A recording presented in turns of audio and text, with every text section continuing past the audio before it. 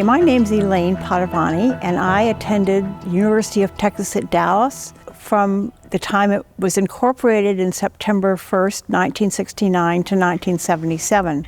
But before that, I also worked as a research assistant at the Southwest Center for Advanced Studies, which preceded UTD.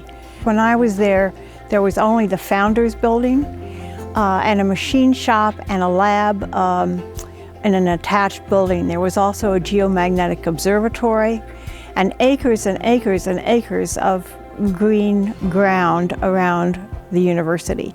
And I was privileged to work on all the soil samples that came back from all of the Apollo missions.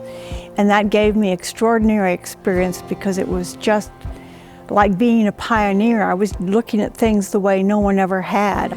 I remember being in the big petrology lab and it came up with a police escort from Houston, the samples.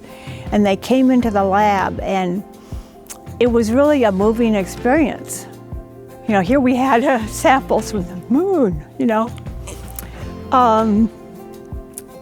And so it was an extraordinary privilege to be able to work on them. I went on this wonderful field trip in 1973 with my husband and 2 toddlers to collect possible samples to work on at this huge volcanic crater in New Mexico. Well, I found a bonanza and I realized that I had something really, really special. So the significance of what I'd found was that you can't drill down to 30 kilometers deep in the earth. The only way you can get absolutely fresh, pristine samples is if a volcano fortuitously erupts them. And that's what happened in this place. And when all was said and done, they requested that I donate the collection to the Smithsonian for future research, and that's where they are now. But to date, no one has ever found a suite this big and this pristine anywhere in the world. The flexibility that I had and the enthusiasm about learning new techniques was all generated from my experience at UTD.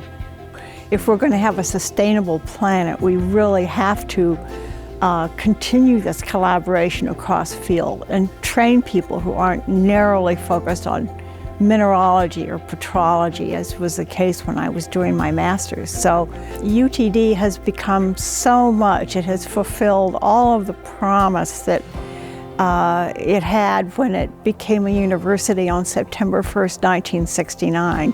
And to allow someone like me to work on rocks like this and still do what the other things I've done is just wonderful. I don't work for awards. I worked what I did because I loved, and it was interesting and it was exciting and it was like having adventures. And I'm just totally overwhelmed and grateful, and thank you so much. And I can't wait to see UTD because I haven't been there since there was just the Founders Building. And I'm sure that everything has changed and grown, and I will be amazed.